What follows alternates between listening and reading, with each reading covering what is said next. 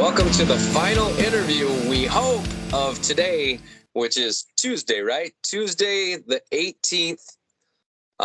In a few nights, we got October, 22nd, Yeah, 22nd. at the Celebrity Theater in downtown Phoenix, Arizona. We got Dherek Abernathy. The real deal here is going to be taking on Manjapili in a bantamweight bout. You train at a Fight Ready. Very familiar with the camp. Sorry we couldn't make it out there this weekend. I had issues with my stupid hypoglycemia, so that's a pain in the ass. But we're good now. We're good now. But talk to me about camp, man. We're just days away from the fight, so I'm pretty sure we're just focusing on the weight cut now, yeah? Yeah, pretty much. That's pretty much all I'm doing, man. I mean, as for the camp, like the camp was good, man. I mean, I pretty much just trained this camp. Um, and I watched some stuff on my opponent, and I pretty much just worked on what we thought that he was gonna do. And I just hope to fucking God he doesn't hold me up against the cage or try to at least and make it a boring ass fight because that's not what I like to do. I like to sit there, put on the show, and fucking throw down, and try and fucking knock somebody out. And that's pretty much what I'm gonna try and do. Actually, I shouldn't say try. What I am going to do uh, this weekend. Now that I'm on head kick audio, I'm probably gonna fucking hit him with the fucking head kick just because I fucking have to now, bro. I gotta fucking hit him with the head kick, bro. I am So still waiting for somebody to notch the head kick and then dedicate it to me. I'm still waiting for it. yeah, and you know what? If I get a fucking head kick and I knock his ass out, I will fucking straight up do that, brother. 100%. And you'll be the first. You will be Oh, the yeah, first. Now, look, Manjapili ain't no bitch. Okay? yeah, He's a good fighter. You kind of criticized his game plans as of late, the holding down, and but make no mistake, he's a good fighter. yeah, He's very well rounded. But you guys are kind of planning on probably him coming out and you know implementing his wrestling, right? yeah, So that means that you've been on the cage, you've been on your butt, you've been on your back, you've been through the fucking ringer, yeah, and that's all going to prepare you to keep this fight on the feet, which is generally what the fans and everybody else, promoters, they kind of like that stuff. It's kind of sexy, right? It's yeah. fun, it's exciting. So I'm just going to put it out there, like, without giving too much away, are we going to be able to keep him off the legs? Uh, you know, I'm pretty confident that I will be able to do that. I mean, it's just my style of fighting. I think will probably be a lot to handle. And like I haven't seen too much there's only like two videos that I seen on him that were posted, so I really didn't get to see his other fights and like how he fought then. Um, but you know like and other guys at my camp, like they seen the fight and like like we weren't really like worried about a lot of things. It's kind of just like the jujitsu was like the only thing we're kind of worried about, and that was pretty much it. Now I don't know too much about like kind of where he's gotten his belt and who's belted him. So, but I know that he's a purple belt. That's like all I know about the fucking guy. But that's about it, man. But yeah, I mean, he might get a takedown. I mean, it's a fight, but I think once I start to put my hands on him, I think he's just gonna panic, and he's gonna just panic, and he's gonna fucking try and grab me, and I'll be ready for that. Okay, well, talk to me about the training partners to this camp. I know you guys got a plethora over there, and you got some pretty exciting names rolling through that gym all the time. But who's been your main training partners for through this camp? My main training partners are pretty much some unknown killers that like nobody knows about. Um, and then obviously like I get to train with like JSP, Bobby Moffitt, which is a veteran. He'll actually be in my corner. Chance Key, um, You know, just like all those guys. And so like I get good looks from like pretty much like everybody, and like I don't think he like trains with anybody that I train with. And during this camp, I actually got to train with Henry, you know, the two-time champ, and really got to pick his brain, you know, and got to sharpen up on some skills. So I just really can't just wait to get out there. Now there was one thing I was kind of worried about, is because like I'm not really cutting a lot of weight. So it's just like I don't know like how big he's gonna be, but like from my last fight, I really didn't cut that much weight at all. Like so, I'm pretty much fighting around like my natural weight, just pulling a Gaethje, and I'm just gonna go out there and fucking be super fucking strong and be swinging for the fences, bro. Like that's pretty much it, man. I'm just gonna fight, Like one thing, like when anybody steps in that cage with me, it's a fight. Like they're gonna have to fucking fight me, dude. And it's like, yeah, maybe I might have some weaknesses, like all fighters do, but it's not gonna be easy. And I'm not like saying he will be an easy opponent, but I'm ready for whatever he's about to bring. For sure. And his pace and his wrestling are kind of what sets him apart for a lot of guys in the division. But he's cutting weight. You're not. You know Yeah. what I mean? So that could play a factor. Um, he trains over at his gym. You train over at Fight Ready. I think he's over at TNT. So Yeah. I don't know who he's got going through his gym, but it sounds like you guys got a pretty wide variety and different base style fighters out over at Fight Ready. Um, so I mean, it's really just who put in the work. You know what I Yeah. mean? That's what it's going to come down to. I mean, yeah, sometimes styles make fights, but at this level, it's who's putting in the work is who's most likely going to come out on top. At least in my opinion, from Yeah. what. And like that's one thing, like him training out of like at a gym that like isn't like really well known. Like the dude might be fucking waking up and training his fucking ass off. He might be like Rocky, dude, and like fucking hitting the gym. But one thing that I do know, it's like we're both AMs, and so it's not like unless his parents, actually I don't know fucking shit about him or like his personal life, but it's like I would imagine that he's probably working and like full time to support himself, like a bunch of us are.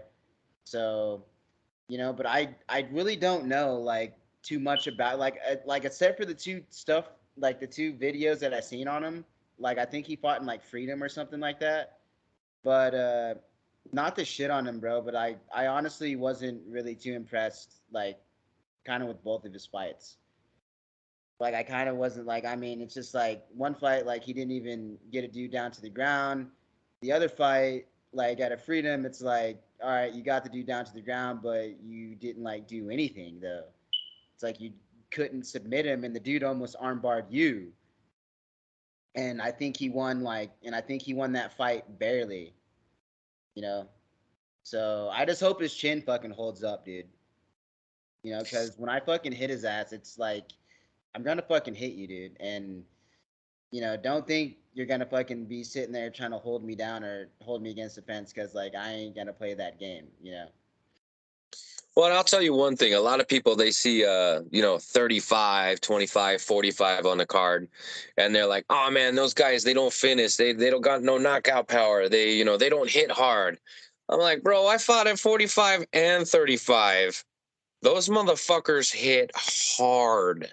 Yeah, yeah. Well, dude, like I always tell people, man, like like people look at like the smaller guys, and it's like we do hit hard, and like everyone thinks, oh, like when they see like the 35, it's just like, oh, these guys are like 35ers. Like, what the fuck? It's like, no, dude, like everyone, like a lot of guys usually walk around at like 160 and are cutting like 25 pounds, and they step in the cage, they're like 150. So it's not like what you think it is, man. And it's just like, I mean, like I think personally, like in the smaller weight divisions, it's more exciting because like they're more technically skilled guys. But I guess like for like an average Joe, they're like, oh, I want to see like the heavyweights. But it's like, bro, the heavyweights can be fucking boring as hell too, though, dude. I mean, yeah, they hit hard, but it's like, dude, it takes like a lot of energy to fucking be swinging, bro. It's like, like you got big ass arms like that, big ass legs, like you ain't gonna be fucking kicking like for 15 like minutes straight. You know what I'm saying? Yeah, I got you. Well, and like I said, you guys are just as powerful as guys you're in the weight classes above you. So I hate that there's that comparison that, oh, you're small so you don't hit hard. Like, come on, man. Yeah, Okay, let's do this. The next person that says that, right? We'll just send him over to Fight Ready and you'll take care of him for me. yeah, for sure, man.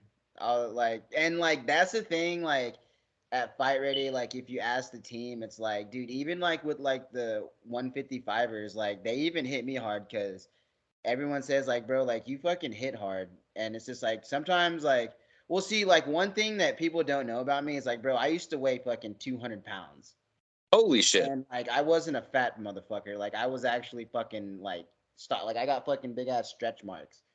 I had fucking 19-inch arms. But that was Damn. back when like I was fucking like I was just eating like whatever, trying to get fucking jacked as fuck, and wasn't really into the arts. And then like once I got into the arts and like I actually got into training, I kind of just like went back down to like what I naturally am because I just fucking started to eat healthy.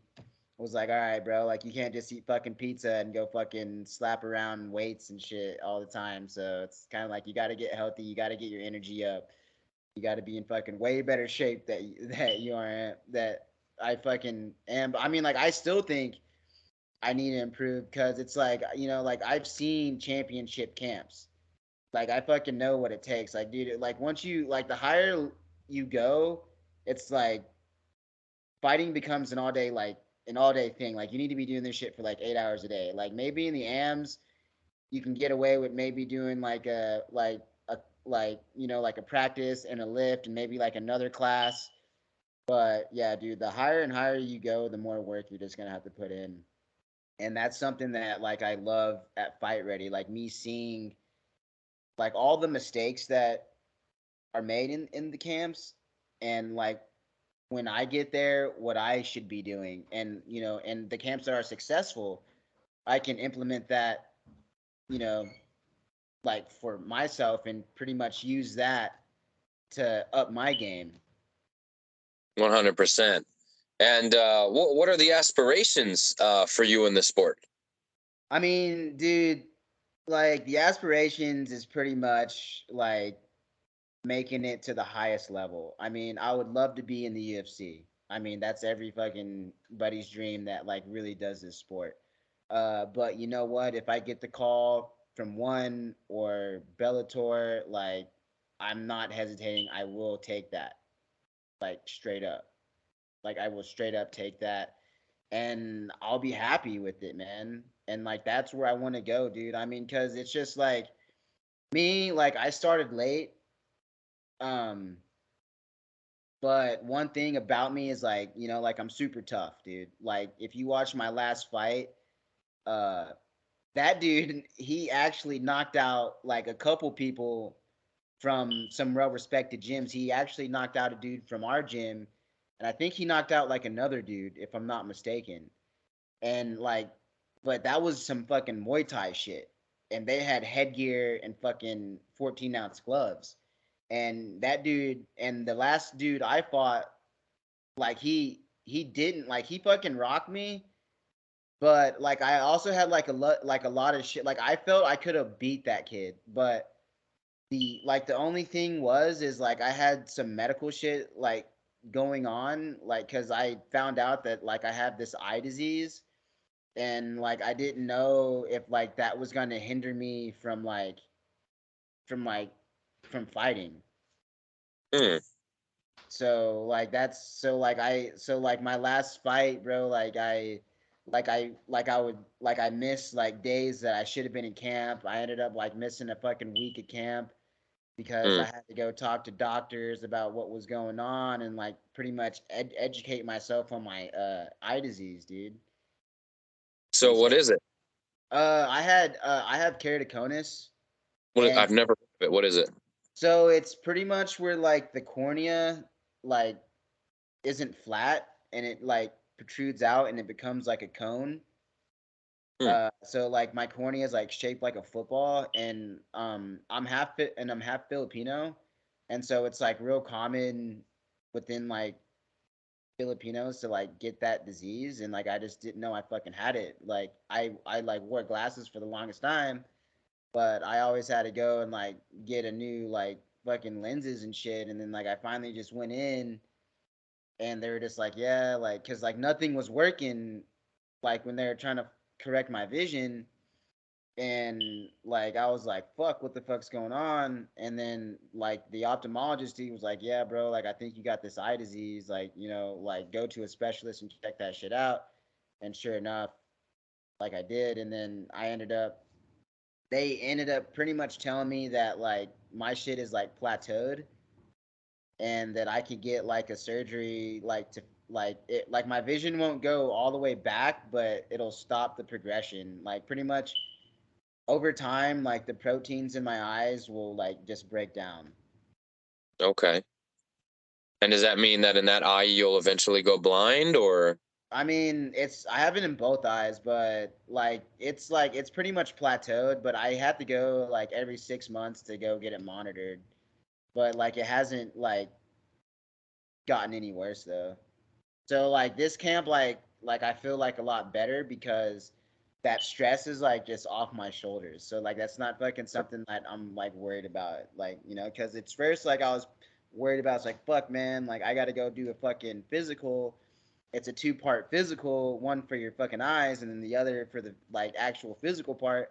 I could pass the physical part, but the vision part I was just like freaking out about, dude. I was making all types of phone calls.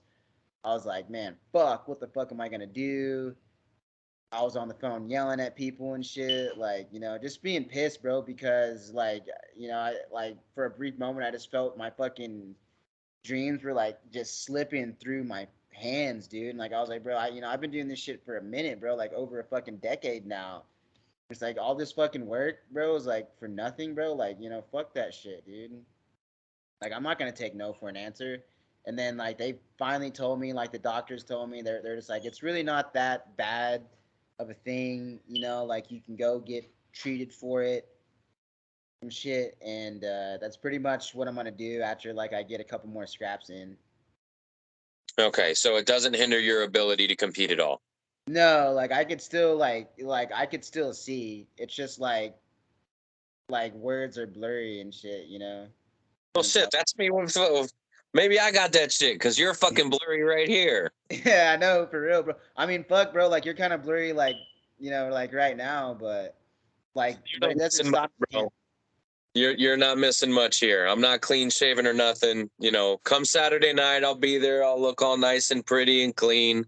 Don't Hell, you worry. I'll look good too. I'll look good too. Now let's talk about outside of the cage, right? What are yeah. some things you like to do for fun? I actually run mining rigs, crypto mining rigs. Interesting. What is that? Uh, I fucking actually there. I got some in this back in my spare room right here, but so like I mine Dogecoin and Litecoin. What do I you got okay, so I've heard the terms before. What the hell does that mean? like mining or like Yeah, do rigs. you have like a virtual shovel or like No, dude, no, like bro, like do you want to see it? yeah, sure, go. Let's do it. I'll show you. I've always wondered what these people are like, "Oh yeah, I mine blah blah blah." And I'm like, No, "That's a virtual thing. Like how do you mine it?" no, dude, they're actually fucking like machines. They're like actual fucking machines. Oh shit, hold up.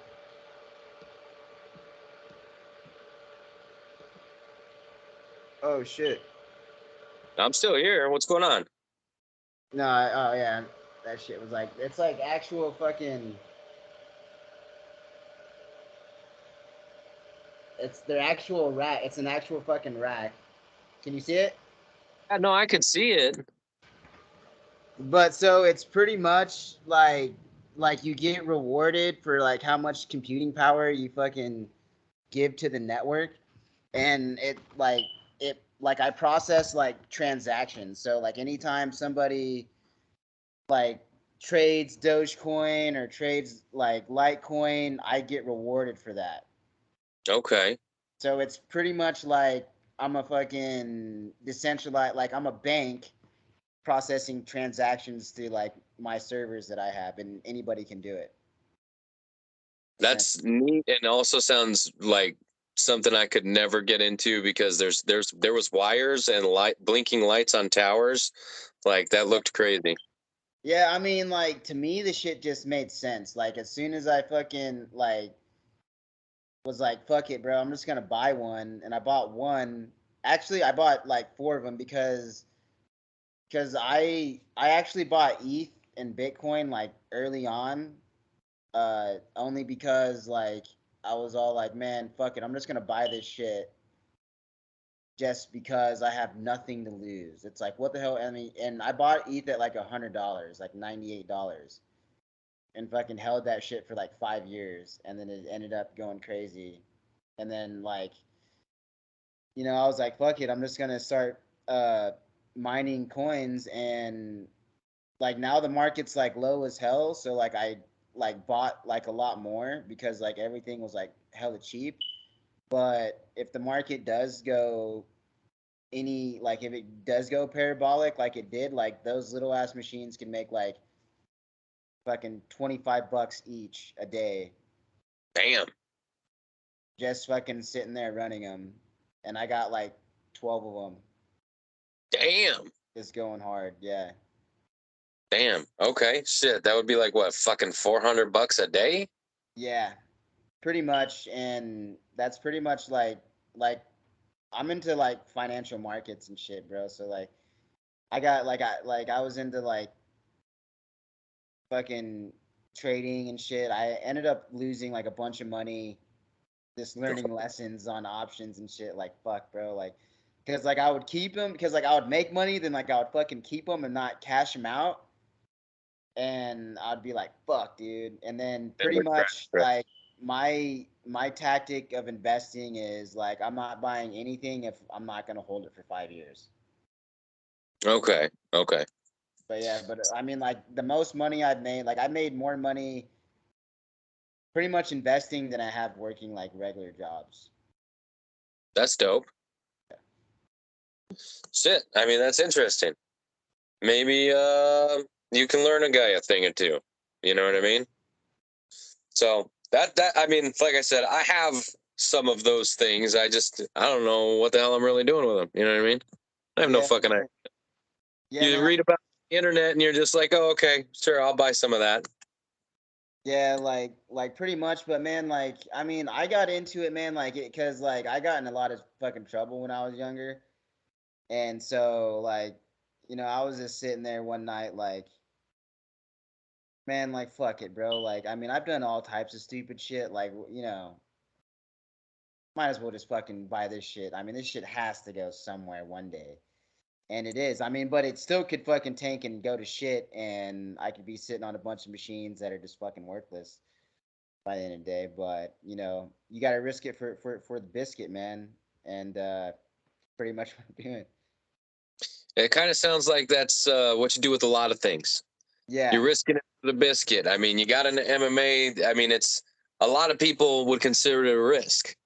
You know what I mean? You're getting into a cage fight. You're locking yourself in a cage with another human being that has been training specifically to beat you up yeah, and not be nice about it. You know what I mean? It's not like they hit you and be like, okay, okay, I think he's had enough. No, they are going to continue until the ref pulls them off, should the fight go that way. So that's what he's planning to do. So you also have to be planning to do the same exact thing. And a lot of people, they wouldn't be able to process that. They wouldn't be able to mentally handle getting into a cage fight.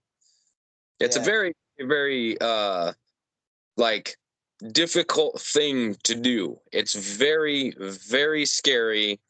And it's some people can use that fear as like, a strength, and other people just freeze and get hit in the face. We're not going to name any names. Yeah, man.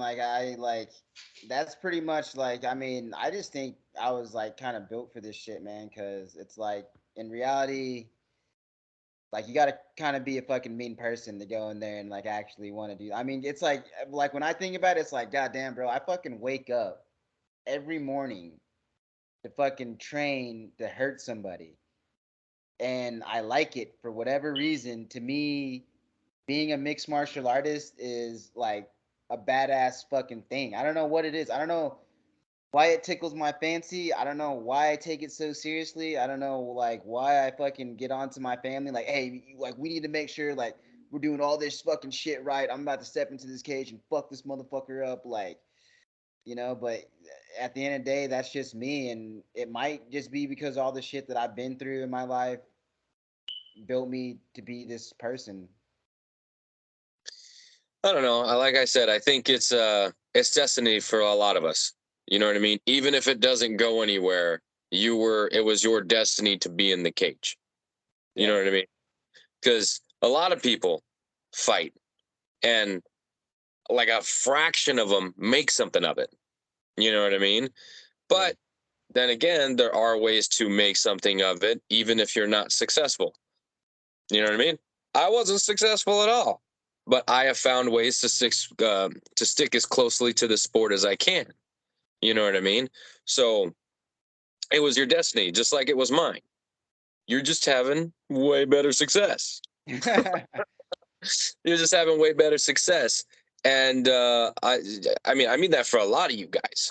You know what I mean? Not everybody is going to make it to the UFC, the Bellator, the PFLs, the One Championships. You know what I mean? Not everybody is going to get there, but it's part of our journey. You know what I mean? And I'm not saying that to discourage you.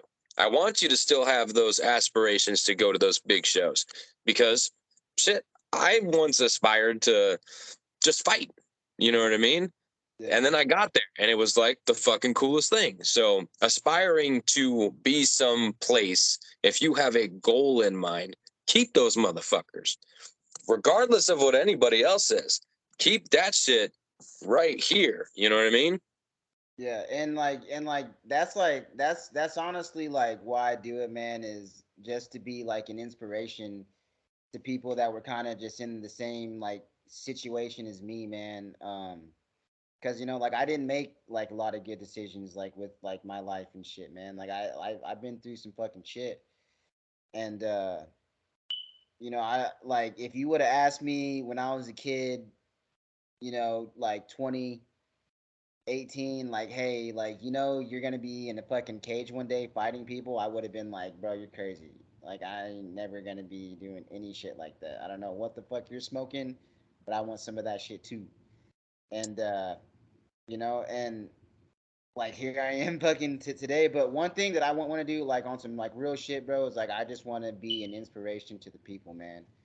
Uh, because and like that's like what I told myself, man. Because like when I was going through this shit, like I was like, yeah, man, like I want to be in the UFC, like I want to be fucking famous as fuck, and blah blah blah. And like when I first started training, it was all like, bro, do you actually fucking like it was cool because it was kind of like a new thing. But as I started doing it for some years, it was like it started being like, man, fuck, bro, like this shit is a lot tougher than what it fucking seems, and you gotta actually fucking be training, bro. Like you ain't really fucking training, bro.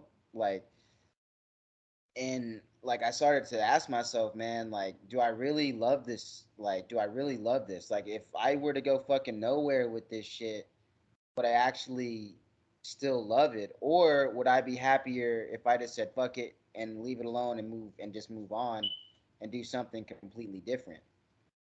And so I've been through like all that shit, man. I would train my ass off, and then like I'd be like, I don't know, then like I would stop, and then like I would ask myself those questions. Well, bro, do you fucking love it? Like if you love it, and then like you would do it no matter what, if you made money or not, bro. It's just something that you would just naturally love to do. Yeah, like I said, it's just one of those things that I think it was part of your destiny, but we're at 4%. So I fucking lied. We were going to run through it all. So everybody that comes on this show has to answer this question. I got to get it in before we die so we can also get you shout outs. So, October 22nd, your hand gets raised. I want to know your victory meal. my victory meal? Bro, I'm fucking smashing everything in sight, but on some real shit, bro, I'm gonna go get some gyros. Hell yeah. I'm gonna go fucking pluck up some shawarmas, bro. That's Mm. exactly what's on my mind. And I don't know why. I think it's because I had a homie like ask me if I've ever had some before, and like I was like, yeah, and then like now that's just stuck in my head. So straight up, that's what it is, bro. All right. Awesome. I love that answer. And now 3%. So go with your shout outs. Go, go, go. Man, 2%. fight ready. I am ready. It's all fight ready, baby, and all the homies. Because I really don't have any sponsors, but it's straight up fight ready. You know, like they've been with me since day one. Shout out to Coach Eddie Chaw. Shout out to Santino. Shout out to fucking everyone on the fight team: JSP, Bobby Moffitt, Guillermo, AJ, Chance Key, Vanessa, C Rod, uh, the Bull, well, I should say Lue. Um, fuck, bro, all my fucking teammates. The two new Brazilian people that just fucking came through. Shout out to Henry Cejudo, the fucking front desk people. Shout out to all the Fight Ready, man. All love, bro. Straight All up. right, man. Shout out to Well, you too, homie. thank Straight Oh, there it goes. There it goes.